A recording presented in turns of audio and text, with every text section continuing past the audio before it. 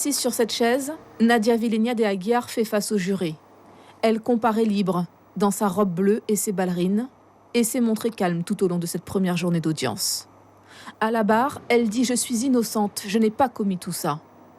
Ces trois avocats tentent de démontrer que ses propos lors de l'enquête ne constituent pas un aveu de complicité.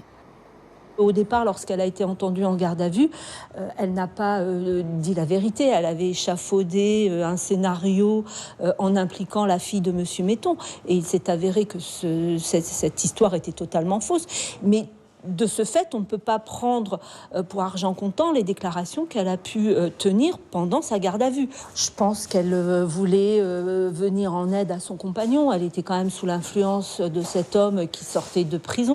Dans l'après-midi, les victimes, la veuve et la fille de Maurice Metton, ont accepté de témoigner. Carole Metton a exprimé sa douleur, intacte 8 ans après.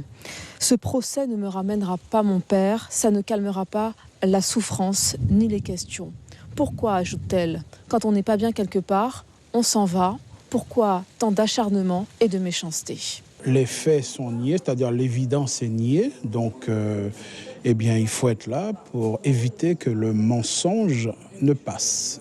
Il est important de faire savoir que les faits sont constitués et que l'intéressé a bel et bien fourni les informations, a bel et bien été à l'origine, au départ de toute cette barbarie qui a été perpétrée par d'autres, mais dont elle a été l'instigatrice. Cela ne fait aucun doute.